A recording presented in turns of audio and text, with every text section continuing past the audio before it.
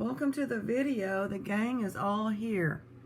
How's everybody doing Christmas Day? Did y'all have a great day? It has been a wonderful day here. I've just been doing absolutely whatever I want. I didn't go to Mom's. She came over yesterday, but we just met outside because I don't want to get her sick. I'm doing better. The new medicine's kicking in. Sounding a little rough, but that's part of it, and it's okay. Hope y'all can tolerate that. It was a beautiful, like 70 degrees, deep East Texas, sunny, soft breeze, gentle breeze. It doesn't get any better than that for me. I don't need a cold Christmas to feel like Christmas. But I did need a kick tonight, and I looked in the pantry and I found this tea here, and it is good. I didn't want to do coffee. Coffee will keep me up, and coffee is it's too late for me for coffee. I need something hot. I don't have any lemon at home, so I've been cutting up an orange, and we've been doing it that way. And I wanted to tell y'all about the working man throwout. Also in the bag was a lot of wires. There was several pieces of number 2 copper, which is, hard. It's hard to find just a chunk of, a thick piece of copper like the size of a pencil. And that was a nice surprise. And a lot of aluminum. It was just a really nice little bag to go through. I also got a couple of hard hats from him that I'm keeping in the garage. It sounds crazy, but last year when we had that bad tornadoes come through and it killed the lady at church, not at church, but she lived about 30 minutes away, and it just blew her whole house and her off the top of the hill. Terrible.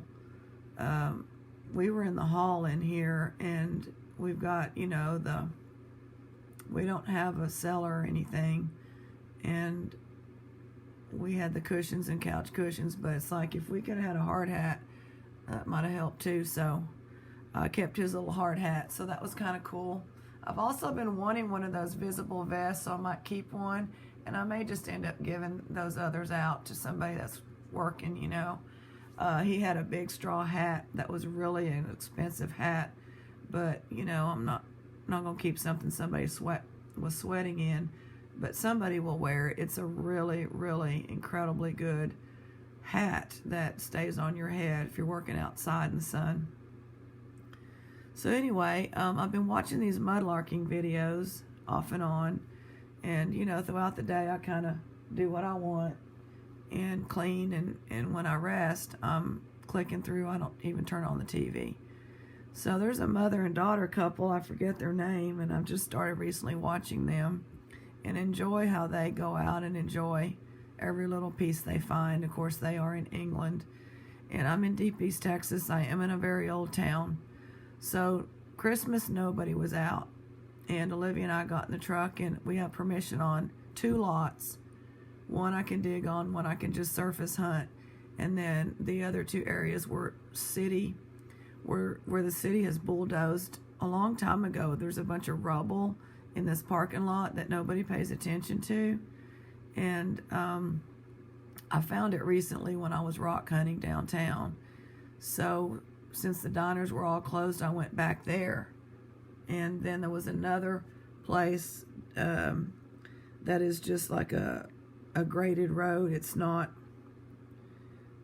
what can I say, it's not paved, and stuff kicks up all the time on that road.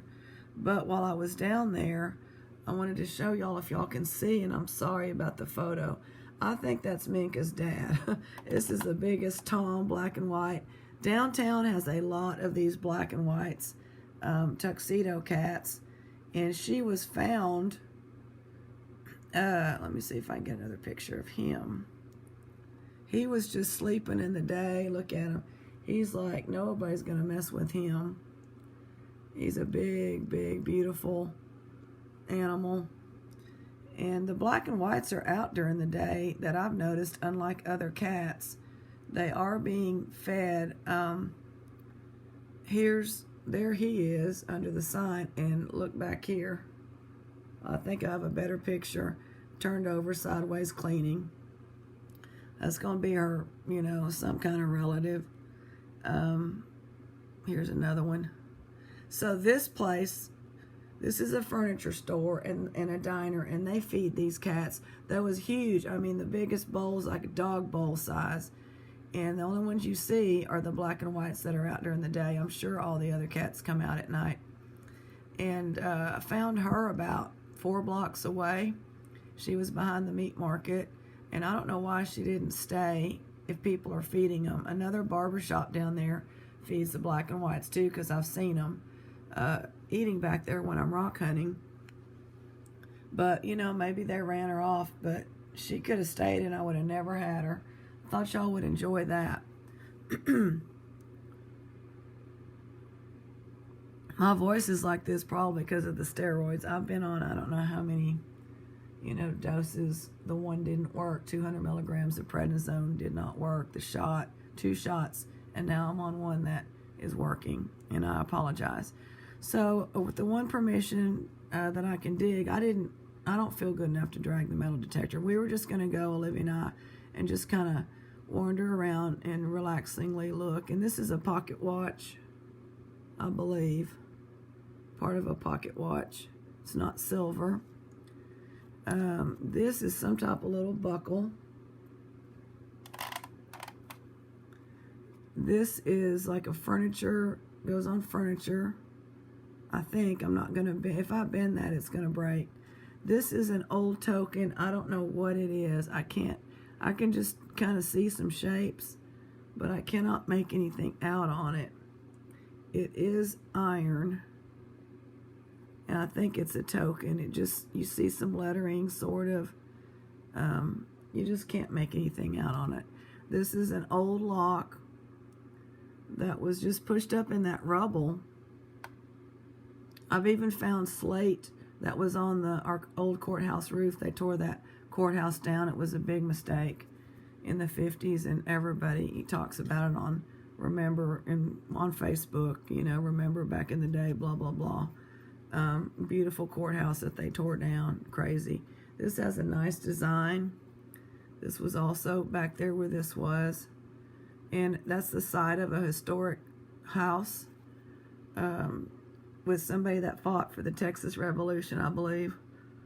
And after that, after he passed away, I think they had like a little boarding house in there. So that all is old downtown. And then this is like, it looks like a rock with a number 2 on it. I'm not sure. And there might be something on this side. So this could be a gaming piece of some sort. I'm just not sure if that's my imagination. Like the ladies I watched today, coins are always good to get, no matter what. 1996,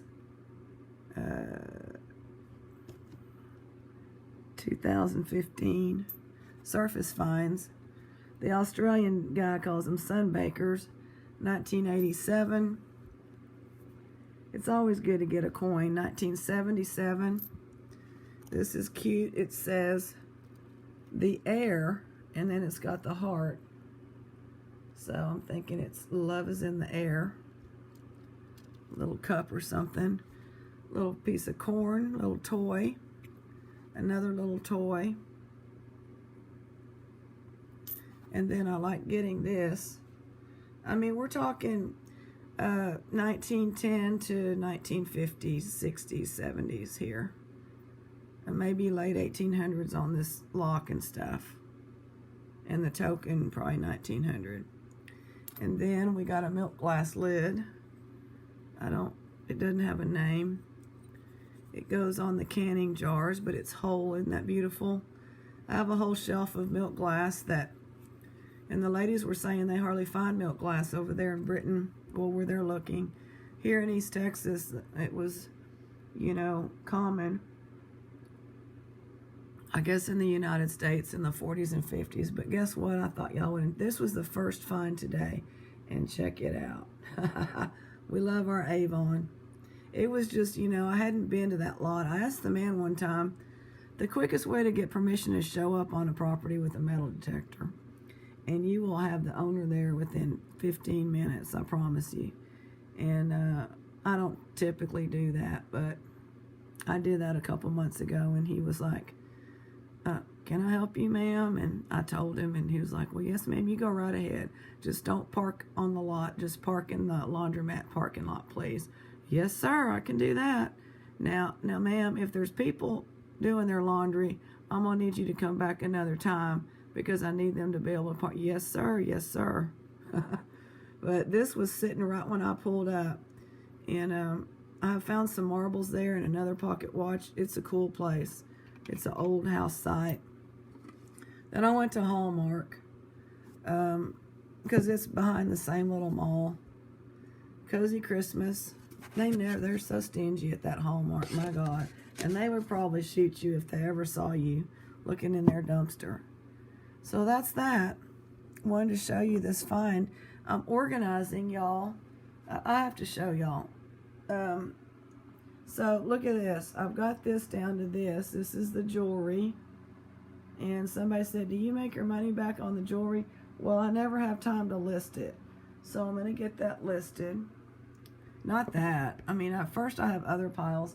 I didn't pan to the left, as y'all noticed. I've got other piles to the left of things from the thrift store dumpster that are bulky. Jewelry is no problem, but I've got, you know, all the things I've shown y'all, the frames and the doilies and stuff like that. That's got to go. But something got into me, and I don't know why or how, but I'm thankful. And I've been wanting to just organize in different categories. It started with getting out a bag of pendants that never sold. It was a nice big bag of vintage to modern pendants, and nobody bought it on eBay, even though I'm practically giving it away on there.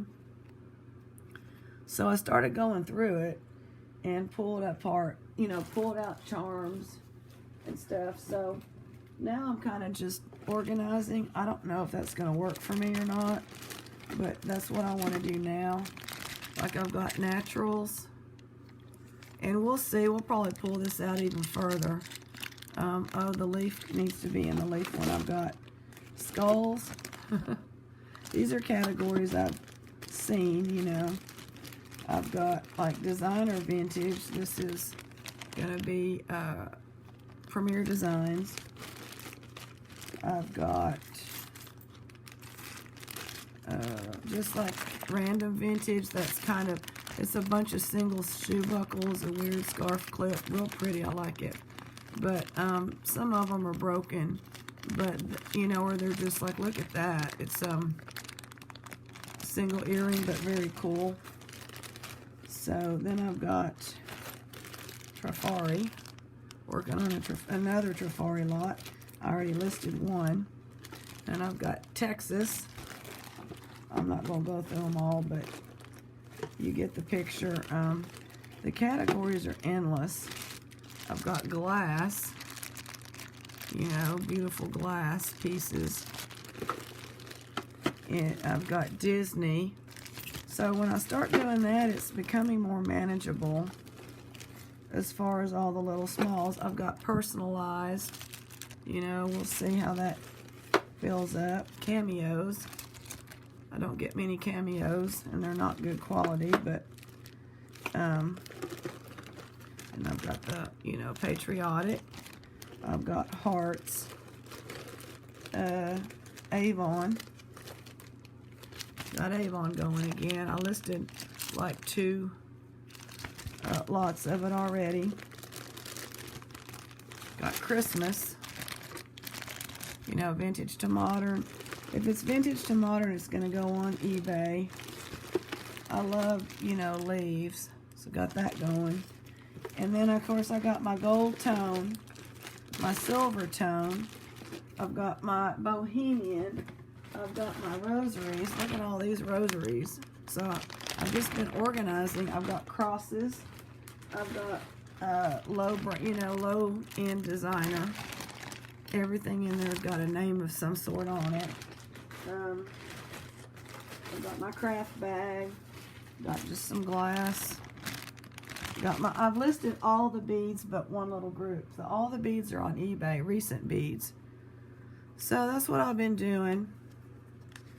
And I'm sure y'all feel better after seeing my mess about y'all's mess. We still have a jewelry bag here, and we're getting 3 more, and I may get into it soon. It's got a lot of the sets, so when I open it, I'm going to open it from the bottom. I don't know. It doesn't look like it's going to have anything good in there. But we'll look at it at some point. I'll be in the mood to do it again. But just using this time of solitude and, to let things kind of come through. Speaking of, I better get our devotional going.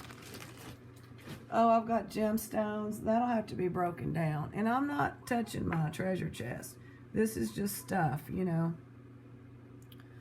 But I really enjoyed the find. Going through the pendants.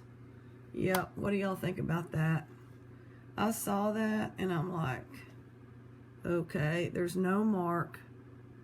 I think it's old. I'm not sure what it's supposed to be, but it tests to 14K. So there's no mark, and I think that's because it's old. There's no marks on Victorian stuff or before certain time. Definitely no before 1900, I think. Yeah, I did a streak. 10K, it stayed. It didn't float up, which would be plating. 14K, it stayed. 18K, it barely started dissolving, so it actually could be 18K. I don't think I had a 24. It's hollow, so it's not super heavy. But is that gorgeous or what? So Billy Bob, you're going to get some of that for now. And that's what we've been doing. I'm going to focus. There we go. That was just a wonderful, wonderful surprise. Okay, Angelica says it is time.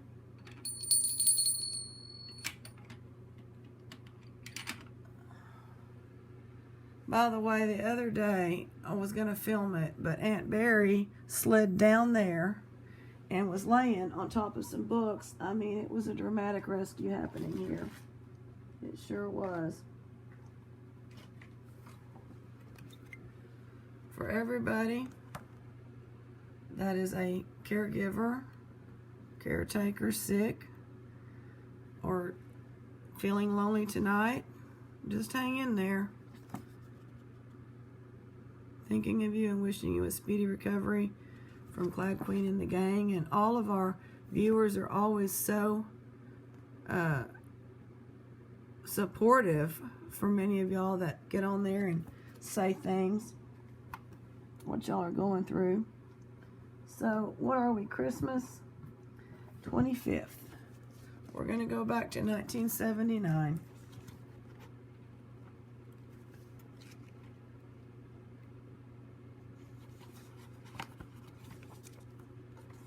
It's a long one.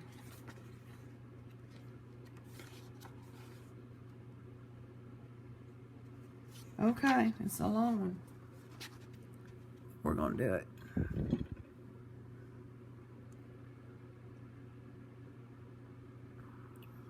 See if I can get up in here so y'all can read along. Christmas. And there were in the same country shepherds abiding in the field, keeping watch over their flock by night. In the 20-odd years I've worked for Guideposts, I've written a few Christmas stories of my own and edited many more. Back in 1955, when Len LeSueur was managing editor, he asked me to adapt a story by J. Edgar Parks for use in the December issue, and I did.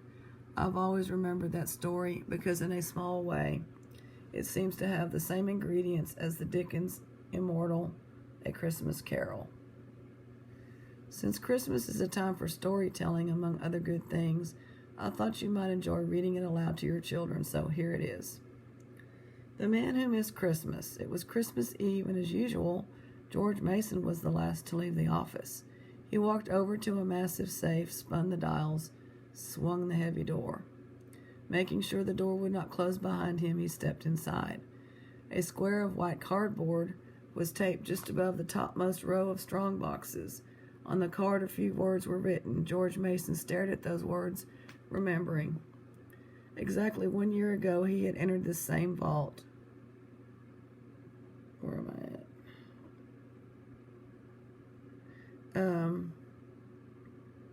And then behind him, slowly, noiselessly, the ponderous door swung shut.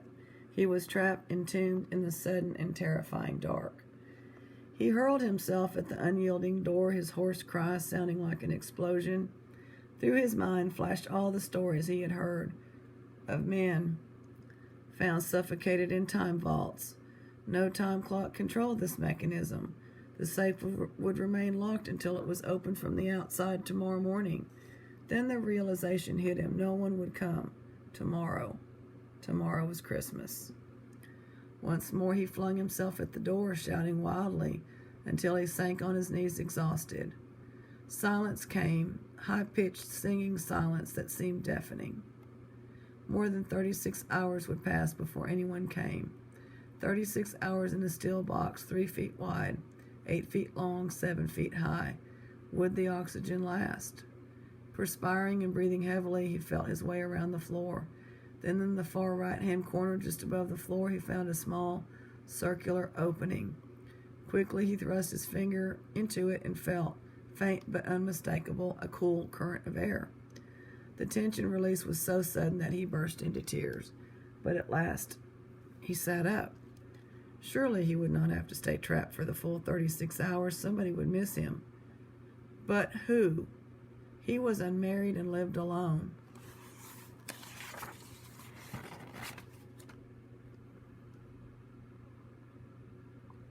Gotta get a sip and move some stuff around and get more comfortable. Chilled out, relaxed. Okay. The maid who cleaned his apartment was just a servant. He had always treated her as such. He had been invited to spend Christmas Eve with his brother's family, but children got on his nerves and expected presents. A friend had asked him to go to a home for elderly people on Christmas Day and play the piano. George Mason was a good musician, but he had made some excuse or other. He had intended to sit at home with a good cigar, listening to some new recordings he was giving himself. George Mason dug his nails in the palm of his hands until the pain balanced the misery in his mind. Nobody would come and let him out. Nobody. Nobody. Miserably, the whole of Christmas Day went by, and the succeeding night. On the morning after Christmas, the head clerk came into the office at the usual time, opened the safe, then went on to his private office. No one saw George Mason stagger out into the corridor, run to the water cooler, and drink great gulps of water. No one paid any attention to him as he left and took a taxi home.